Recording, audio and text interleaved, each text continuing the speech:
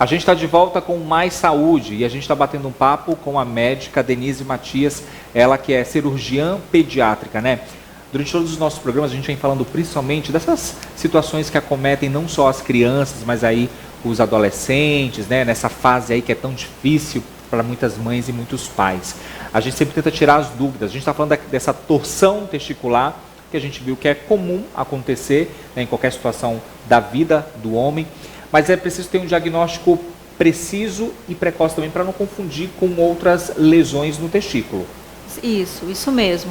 O que vai diferenciar, como eu disse, o mais importante é a história, né, a anamnese que a gente fala, que é colher a história com a família, com a própria criança, quando ela é capaz de falar o que aconteceu, o que ela sente também. E o diagnóstico diferencial deve ser feito com outras causas de dor no testículo. Então, uma causa muito comum, principalmente nessa idade de adolescente, são as orquites, ou orquiepididimites, que nada mais é do que uma inflamação da região dos testículos, que pode acontecer por bactérias. Às vezes um adolescente que já começa uma atividade sexual e não toma os cuidados necessários, ele pode adquirir uma infecção. Só que qual é a diferença?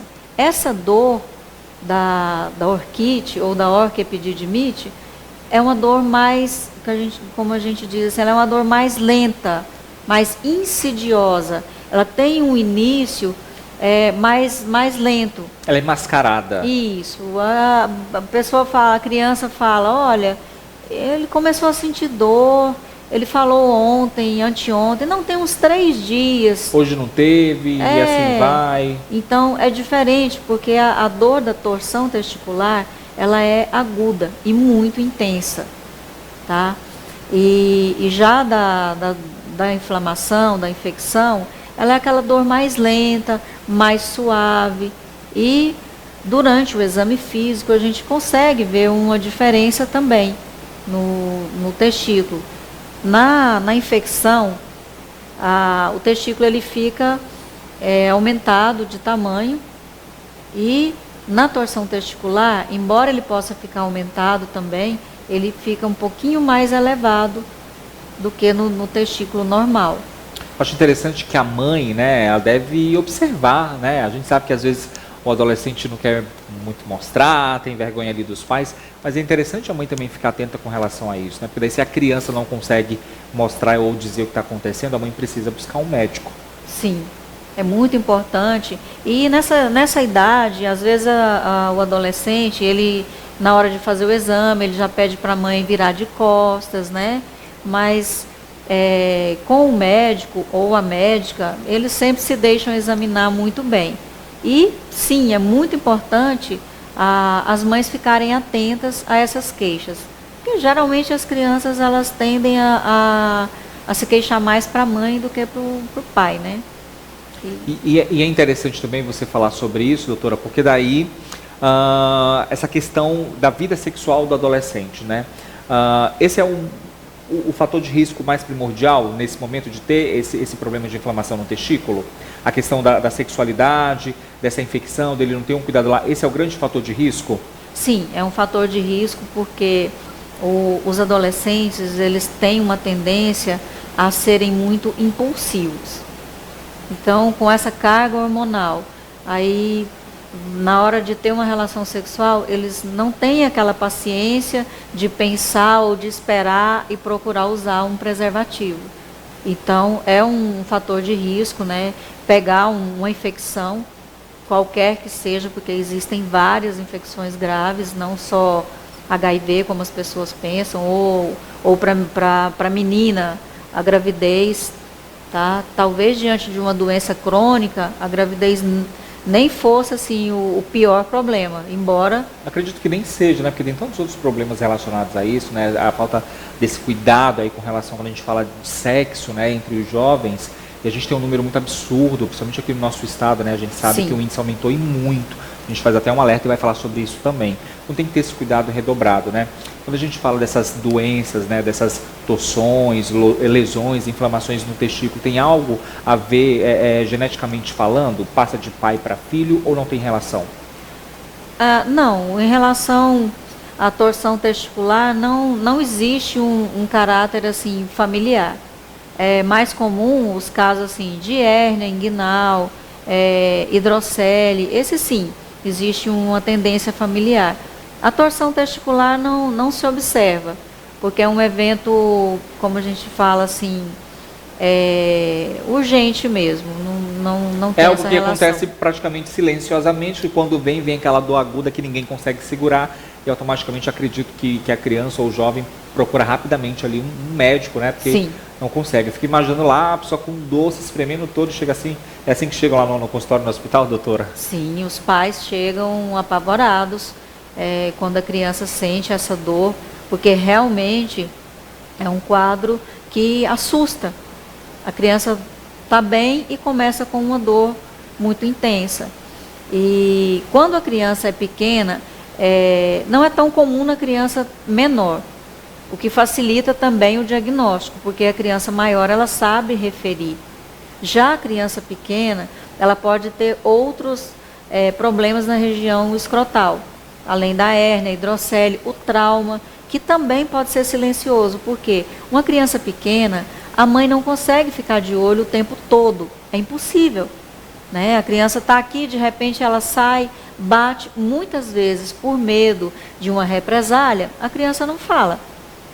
Aí quando a mãe vai dar banho, olha lá... Porque tem medo da punição, né? Eles têm medo, né? Tem medo de ser chamada atenção, aí às vezes sente aquela dor ali no momento e não falam nada. E isso pode até gerar algum transtorno na hora da consulta médica, porque eu já tive a oportunidade de atender uma criança que tinha uma lesão testicular e a família recebeu a informação de que poderia ser uma hérnia inguinal encarcerada, que o tratamento é cirúrgico. Mas quando eu fui examinar, não era um hematoma, e o hematoma não é cirúrgico. E isso eu me lembro que na época foi bem difícil convencer a família justamente por isso. A criança era pequena e ela tinha batido, a mãe não tinha visto. Aí fica aquela questão, aquela cobrança que geralmente a sociedade ou a família tem em cima da mãe. A culpa é da mãe. Não. De querer achar um culpado nesse momento, não é? Aí nesse caso, a mãe não viu que a criança bateu, a criança não chorou, ela não reclamou. E isso é muito variável. Então foi um momento assim bem delicado, mas é importante saber fazer essa diferenciação para operar o que tem que operar. Quando a gente fala dessa inflamação no testículo, né, e seja ali por conta do fator de risco do sexo, né, o adolescente ali contraiu essa inflamação, é o que? Antibiótico para resolver esse problema? Sim, às vezes o antibiótico e anti-inflamatório. A maioria das vezes o anti-inflamatório resolve, tá? Mas assim, é sempre bom fazer um exame de urina também, ver a secreção da uretra para ver se tem alguma bactéria e, apresentando isso, o antibiótico também. Quando a gente fala da torção e quando é realizada a cirurgia, né, no caso mais grave, mais específico, como que é o pós? Pós é tranquilo, vida normal depois? Sim, vida normal. Quando o testículo volta à irrigação normal, a criança já recebe alta no mesmo dia ou no outro dia. É pouco tempo de internação, tá? Os 3 dias? Nem chega a isso. É que é muito variável. Vai depender de cada paciente, de como ele vai evoluir. Mas, no geral, a criança operada, já com 24 horas, ela pode ir para casa. Fica só em uma observação que é natural. Sim. Aí tudo isso é muito variável, porque todas as doenças têm os fatores muito peculiares de cada pessoa. Cada organismo reage de uma maneira. Então a gente fala no geral, na média. Tá?